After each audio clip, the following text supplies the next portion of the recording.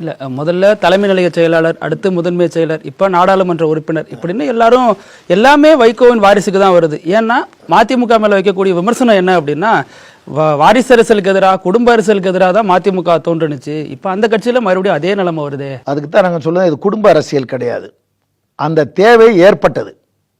குடும்ப அரசியல் என்பது அல்லது ஒருத்தரை வலுக்கட்டாயமாக அரசியலுக்குள்ள திணிச்சு தலைமை கொண்டு வர்றது தான் குடும்ப அரசியல். இது வலுக்கட்டாயமாக தலைவர் வைகோ திணிக்கலை. ஜனநாயக முறைப்படி எல்லோரும் ஏற்றுக்கொள்ளக்கூடிய, எல்லோரும் விரும்பக்கூடிய சூழ்நிலை உருவாகி அவ்வாறு கொண்டு வரப்பட்டது தான் துரை வைகோ. துரை வைகோவுக்கு இதில் விருப்பம் இல்லை, தலைவர் வைகோ அவர்களுக்கு விருப்பம் இல்லைங்கிறது எல்லாருக்கும் தெரியும். இதுக்கு ஒரு முடிவு காணுவதற்காகத்தான் மாவட்ட செயலாளர் கூட்டத்தில் வாக்குப்பெட்டி வைத்து வாக்கெடுப்பு, யார் வேணாலும், அது சீக்ரெட் பேலட் தான், யார் வேணாலும் யாருக்கு வேணாலும் போடலாம். 106 உறுப்பினர்கள் கலந்து கொண்டதில் 104 உறுப்பினர்கள் அவர்கள் வர வேண்டும் என்று வாக்களித்தார்கள்.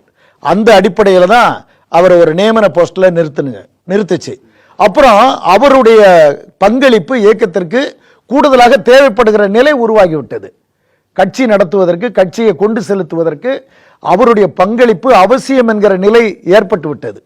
அதன் விளைவாக பொதுக்குழு தேர்ந்தெடுத்தது தான் முதன்மை செயலாளர், என்னை போன்ற துணை பொதுச் செயலாளர்கள். ஆகவே அவருடைய வருகை என்பது இயக்கத்திற்கு பலம் சேர்த்து கொண்டிருக்கிறது. இங்க இன்னொரு இது என்னன்னா, எல்லாரும் சொல்லுவாங்க தாய் 8 அடி பாஞ்சா குட்டி 16 அடி பாயுதும்பாங்க. இங்க எங்க கட்சியில என்ன நிலைமைன்னா, தாயான தலைவர் வைகோ அவர்களே 16 அடி பாஞ்சு காட்டியிருக்கார். அவருடைய மொத்த பொது வாழ்க்கையில முதல்வர் தளபதி அவர்கள் கூட மாமனிதர் வைகோ என்று துரை வைகோ தயாரித்த அந்த ஆவணப்படத்தை வெளியீட்டு விழாவில் பேசும்போது ரியல் ஹீரோ அண்ணன் வைகோ என்று சொன்னார்கள். இந்த வார்த்தையை முதல்வர் யாருக்கும் பயன்படுத்தி இருக்கிறார்களான்னு எனக்கு தெரியல. ரியல் ஹீரோ அண்ணன் வைகோ அப்படின்னு சொன்ன என்ன அர்த்தம்?